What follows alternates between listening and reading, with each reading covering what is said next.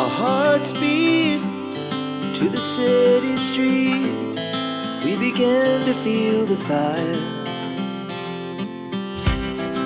We rise like tall buildings. जय माता दी। तो नवरात्रा आप सभी को हैप्पी नवरात्रा। और नवरात्रा फेस्टिवल चल रही है और कल कलश स्थापना हो गई है और कल का वीडियो आपके पास पहुंच चुका होगा कि मैं कैसे कलश स्थापना की और मेरी पूजा की वीडियो भी आपके साथ शेयर कर चुकी हूं। तो इससे पहले मेरी वीडियो चल चुकी होगी। और आज है नवरात्रा का दूसरा दिन और जो है व्रत थाली तो बनाना जरूरी है, क्योंकि पूरे 9 दिन हम व्रत में क्या खा सकते हैं ताकि 9 दिन तक एनर्जी बनी रहे और हेल्दी भी रहे। ये रेसिपी आप सभी के साथ मैं शेयर करना चाहती हूँ। कि चलिए तो स्टार्ट करते हैं अपना रेसिपी की क्या क्या मैं बनाने वाली हूँ। पूरे 9 दिन की डिशेस आपको शेयर करूंगी और मिलेगी आपको डिशेस कैसे बनाना है। और ये टेस्टी सा व्रत में जैसे हम कोई भी डिश बनाते हैं ना, तो जैसे कि संधा नमक बनाते हैं। तो चलिए स्टार्ट करते हैं कि कैसे बनाना है और आपको भी वीडियो देखकर समझ में आ जाए।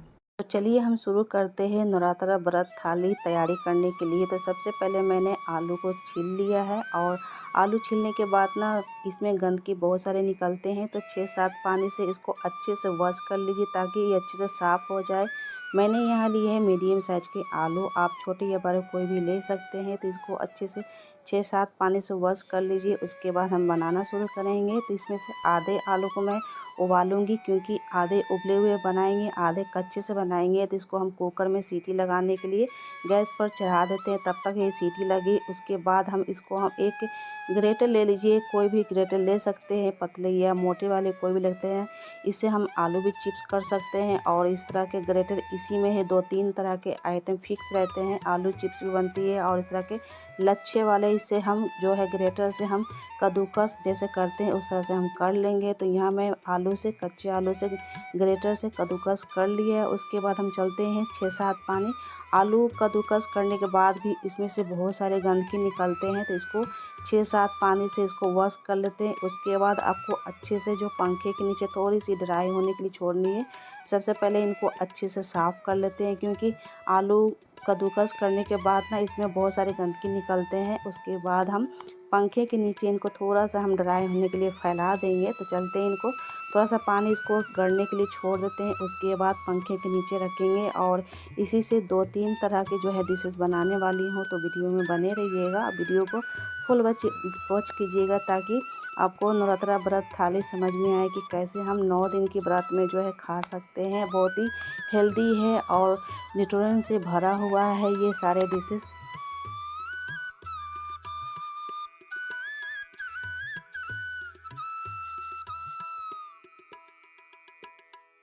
तो फिर से हम चलेंगे साबूदाना को वॉश करने के लिए। तो यहाँ मैंने ली है 500 साबूदाना। इससे भी 2-3 डिश बनाएंगे नवरात्रा व्रत थाली में। और साबूदाना को 2-3 पानी से मैंने अच्छे से वॉश कर दिया है। आपको फूलने के लिए छोड़ना नहीं, वॉश करते ही जो है फूल जाती है। और एक छन्नी में छान कर उसको रख लीजिए, उससे हम 2-3 डिश बनाएंगे। नवरात्रा व्रत थाली में बहुत ही हेल्दी होती है, खाने में पूरे दिन की एनर्जी बनी रहती है। साबूदाना बहुत ही हेल्दी होती है, न्यूट्रिएंट से भरी रहती है। उसमें सारी चीज़ प्रोटीन डाल के बनाएंगे तो बहुत ही खाने में मज़ेदार लगती है। नवरात्रा व्रत अगर फास्टिंग करते हैं तो सेंधा नमक में बनाई जाती है। यहाँ देखिए कद्दूकस आलू को मैंने ड्राई होने के लिए पंखे के नीचे रख दिए हैं। ज़्यादा नहीं, 10 से 15 मिनट रखेंगे। उसके बाद अच्छे से देखिए ड्राई हो चुके हैं। और अगर ड्राई नहीं होते हैं तो एक सूखे कपड़े ले लीजिए, सूखे कपड़े से इसको इस तरह से अगर वह इस तरह से दबा दबा के करेंगे ना तो ये जल्दी ही ड्राई हो जाती है। तो यहाँ देखिए ड्राई होने तक इसको इस तरह से हम करते रहेंगे और जितने भी एक्स्ट्रा पानी रहेगी ये कपड़े में, सूखे कपड़े में आ जाती है। तो यहाँ देखिए इस तरह से करने से है ना बहुत जल्दी जो है ड्राई हो जाती है। अगर जल्दी में आपको बनाना है, जल्दी में बनाना चाहते हैं तो कम समय में बनाना चाहते हैं तो इस तरह से सूखे कपड़े लेकर इस तरह से दबाएंगे तो जल्दी ड्राई हो जाती है। और बहुत यहाँ मैं इस तरह से करने से 5 मिनट में जो मेरे कद्दूकस आलू जो ड्राई हो गए हैं। तो चलते हैं आगे की प्रोसेस में कि क्या करना है। तो यहाँ देखिए मेरे न्यू कढ़ाई मैंने ली है। नवरात्रा में हर साल मैं न्यू बर्तन लेती हूँ और इसी में कुछ मैं माता रानी के लिए भोग बनाती हूँ। तो यहाँ देखिए सबसे पहले जो कढ़ाई की जो स्टिकर होती है, तो इस तरह के कोई भी बर्तन अगर स्टिकर लगी रहती है तो उसको हल्का सा गर्म कर लीजिए। उसके बाद इसमें से ना आराम से स्टिकर निकल जाती है। तो यहाँ देखिए मैं स्टिकर निकाल के आपको दिखाती हूँ, बहुत ही सॉफ्टली निकल आती है। तो इस तरह से कभी भी न्यू बर्तन रहती है उसमें स्टिकर हर बर्तन में रहती है, तो गरम कर कर निकालेंगे ना तो बहुत आसान तरीके से ये निकल जाती है। तो ये मेरी न्यू कढ़ाई है जो कि मैं हर नवरात्रा में कुछ न कुछ न्यू बर्तन लेती हूँ, तो उसमें माता रानी के लिए इस तरह के जो भोग बनाती हूँ। तो यहाँ देखिए बहुत अच्छे से निकल आई है। तो चलते हैं इसमें। पहला नंबर बनाएंगे हम आलू कस की भुंजिया, और बहुत ही टेस्टी बनती है। इस तरह से बनाएंगे तो व्रत में खाई जाती है। सिंधा नमक अगर खाते हैं तो व्रत में इस तरह के आलू भुंजिया तो खा ही सकते हैं। तो सबसे पहले पीनट को मैंने रोस्ट कर लिया है और बहुत ही अच्छे से कलर इसका चेंज हो गया। उसके बाद हम काजू थोड़ा सा हम करेंगे। अगर आप सारे ड्राई फ्रूट खाते हैं तो सारे ड्राई फ्रूट डाल सकते हैं, जैसे किशमिश, बादाम, सारी चीज़ आप डाल सकते हैं। तो मैं यहाँ सिर्फ पीनट्स और काजू को फ्राई करके डालूँगी। तो यहाँ देखिए उसके बाद काजू को फ्राई करने के बाद जो आलू कस मैंने जो ड्राई होने के लिए छोड़े थे, उससे भी हम इसको इस तरह से हम छान लेते हैं और बहुत ही क्रिस्पी हो जाती है। इस तरह से आप चाहें तो डायरेक्ट डालकर भी छान सकते हैं। मैं इस तरह से छन्नी में डालकर छानती हूँ। तो यहाँ देखिए उसके बाद हम करी पत्ता, हम इसको थोड़ा सा फ्राई होते हैं। करी पत्ता को हमेशा सुखा कर ही रोस्ट कीजिएगा। अगर भीगा हुआ डालिएगा तो वो पड़ने की डर रहती है चेहरे पर, तो उसको हल्का सा सुखा लीजिए करी पत्ता को। उसके बाद नेक्स्ट में चलते हैं उसी कद्दूकस की जो ड्राई होकर मैंने सुखाए थे, तो उसमें हम थोड़ा सा डालेंगे कॉर्नफ्लेन। उसके बाद काली मिर्च पाउडर, जीरा मिर्च पाउडर, थोड़ा सा सिंधा नमक, हल्का सा हम हल्दी पाउडर डालेंगे। उसके बाद इसको अच्छे से मिला लेंगे।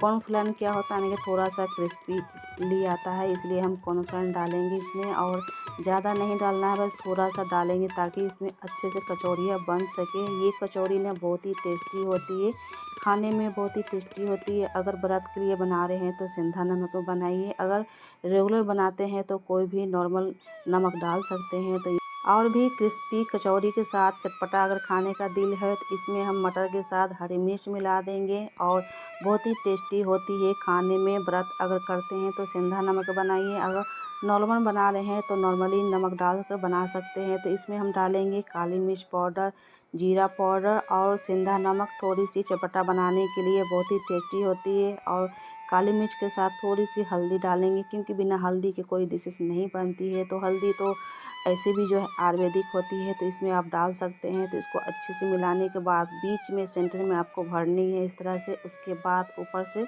जो आलू कस मैंने कॉर्नफ्लेवर के साथ मिक्सर बनाए थे उसको बीच में भर कर और इस तरह से हम करेंगे फ्राई, और थोड़ा थोड़ा फ्राई करेंगे क्योंकि बहुत ही क्रिस्पी हो जाती है। आराम से इसको उलट पलट करके पकाइए ताकि अंदर से अच्छे से पक सके और खाने में बहुत ही टेस्टी लगती है। अगर धनिया की चटनी हो जाए तो और ही मज़ा आ जाए।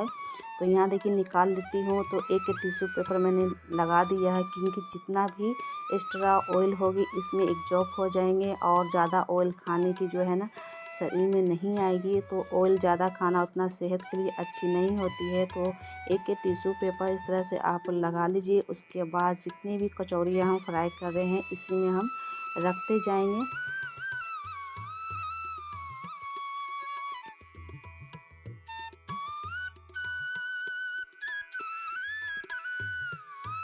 तो नेक्स्ट में बनाते हैं किट्टू की पूड़ी, और काफ़ी ज़्यादा हेल्दी होती है। इसे बनाना बहुत ही आसान है।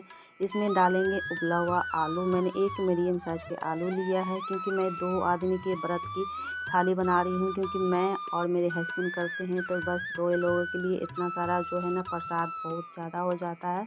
तो इसमें डालेंगे जीरा पाउडर भुना हुआ, और इसमें डालेंगे काली मिर्च और उसके बाद सेंधा नमक। इसको अच्छे से मिलाएंगे, बस हल्के हल्के पानी डाल के इसको मिलाते जाना है, एक बार नहीं डालना है। अगर एक बार डालें तो बहुत जल्दी ये गीला हो जाता है। ज़्यादा पानी इसमें नहीं लगता है, बस हल्के से लगते हैं। तो इसको अच्छे से मिला लेते हैं। उसके बाद आटे के लोइये की तरह इसको गूंद लेना है। तो यहाँ देखिए मैंने आटे के लोइये की तरह बना लिए है। उसके बाद हल्के हाथों से इसको बेलेंगे, ज़्यादा दबा कर नहीं बेलने हैं। बहुत सारे मेरे वीडियो में क्वेश्चन करते हैं कि मेरे किट्टू की पूड़ी तो बनते नहीं है गोल गोल और फूलती भी नहीं है। अगर आटे अच्छे से लगाएंगे तो आपके पूड़ी ना किट्टू के बहुत अच्छे से बनेंगे। तो इसको ज़्यादा दबा कर नहीं बेलना है। तो मेरे से भी जो है ना अच्छे से गोल गोल नहीं बनती है। तो मैं इसको क्या करती हूँ, एक कटोरी से इसको जो है शेप में दे देती हूँ, जैसे पूड़ियाँ बनाते हैं। तो ये देखिए बन गई। 4 नंबर पर है साबूदाना की खिचड़ी। सबसे पहले मैंने घी डाला है 2 टीस्पून, और मैंने कम घी में बनाऊंगी क्योंकि ज़्यादा घी मुझे पसंद नहीं है। अगर ज़्यादा घी पसंद है तो आप ज़्यादा डाल कर भी फ्राई कर सकते हैं, रोस्ट कर सकते हैं। सबसे पहले घी में मैंने जितने भी ड्राई फ्रूट है उसे हम रोस्ट करके निकाल लेंगे। और साबूदाना की खिचड़ी ना बहुत ही हेल्दी होती है, न्यूट्रिएंट से भरी रहती है। व्रत में तो और ही हेल्दी होती है। व्रत जब भी करते हैं तो मैं इस तरह से बनाती हूँ। बाद में भी कभी भी मन करता है तो बना लेती हूँ। ऐसे तो इसे हफ्ते में अगर एक बार खाएंगे तो पूरे महीने आपके एनर्जी बनी रहती है, क्योंकि बहुत ज़्यादा ये हेल्दी होती है, न्यूट्रिएंट से भरी रहती है। ड्राई फ्रूट रोस्ट होने के बाद इसी में काफ़ी ज़्यादा घी बचा हुआ है तो इसी में हम करेंगे उबला हुआ आलू फ्राई। और उबला हुआ आलू फ्राई ना बहुत जल्दी जो है खिचड़ी बन के रेडी हो जाती है। आप चाहे तो कच्चे भी ले सकते हैं, क्योंकि मैं आलू को उबाल कर बनाती हूँ तो बहुत जल्दी उबला हुआ आलू बनाने से बहुत जल्दी खिचड़ी तैयार हो जाती है। उसके बाद हम डालेंगे इसी में साइड में जीरा, और जीरा भी इसमें हम थोड़ा सा रोस्ट होने देते हैं। उसके बाद डालेंगे करी पत्ता, हरी मिर्च डालेंगे, हरी मिर्च कटा हुआ डालेंगे। करी पत्ता डालने के बाद हम डालेंगे हरी मिर्च कटी हुई। थोड़ा सा क्वांटिटी हम ज़्यादा डालेंगे क्योंकि मुझे तीखा पसंद है, तो थोड़ा सा, क्योंकि हरी मिर्च ना तीखा कर देती है कोई भी डिशेस में डालिएगा, तो थोड़ा सा मैंने क्वांटिटी बढ़ा कर डाला है।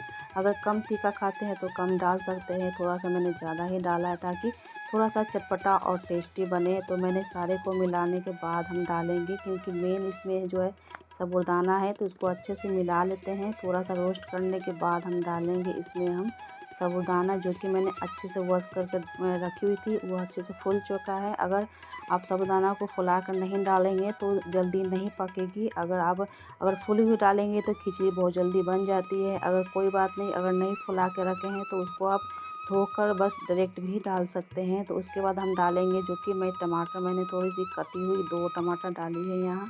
सब कुछ डालने के बाद, टमाटर डालने के बाद इसको अच्छे से 2-3 मिनट चलाकर हम पकाएंगे। और इसको ढक कर नहीं, बस आपको ऐसे ही पकाना है, चलाते रहना है ताकि कढ़ाई में इसको चिपके ना। तो इसको चलाने के बाद हम डालेंगे पानी। 250 ग्राम मैंने इसमें पानी डाला है, क्योंकि सब कुछ इसमें उबला हुआ है, साबूदाना भी फूला हुआ है, आलू भी उबला हुआ है, तो ज़्यादा क्वांटिटी में पानी हम नहीं डालेंगे। बस 1 कप पानी में ये पक जाएगी। बहुत ही टेस्टी, हेल्दी, और व्रत के लिए खिचड़ी ना बहुत ही हेल्दी होती है। तो उसके बाद हम डालेंगे भुना हुआ जीरा पाउडर डालेंगे, क्योंकि घर पर मैंने इसको भून कर पाउडर बना दिया है। उसके बाद डालेंगे सिंधा नमक, तो अपने क्वांटिटी के हिसाब से डालिएगा। अगर टेस्ट खाते हैं तो थोड़ा सा बढ़ा कर डालिएगा, थोड़ा सा तीखा खाते हैं हम तो फीका ही डालेंगे। उसके बाद डालेंगे काली मिर्च पाउडर, थोड़ा सा घर पर ही भून कर मैंने डाला है। और जब भी हम व्रत में बनाते हैं तो कोई चीज़ अगर व्रत में बनाते हैं खाने के लिए तो थोड़ी सी सफाई के ध्यान में रख कर ही बनाइए, ताकि व्रत कर रहे हैं, व्रत में कोई चीज़ साफ़ सफाई से ही बनाई जाती है। सबसे पहले व्रत में आपको ना किचन को अच्छे से क्लीन करना है। उसके बाद ही व्रत का जो डिशेस बनाना है वो बना सकते हैं। उसके बाद रोस्ट किया हुआ जितने भी ड्राई फ्रूट है उसे मैंने डाल दिया है। ड्राई फ्रूट डालने के बाद इसको अच्छे से मिक्स करेंगे ताकि अंदर से अच्छे से मिक्स हो जाए। उसके बाद डालेंगे हम घी। ऊपर से घी डालने से टेस्ट और भी दुगना हो जाता है, हेल्दी होता है, प्रोटीन से ये भरपूर भरा हुआ होता है। उसके बाद डालेंगे थोड़ा सा टेस्ट लाने के लिए नींबू निचोड़ेंगे हल्का सा, ज़्यादा नहीं डालेंगे। तो उसके बाद फिर से हम मिला लेते हैं।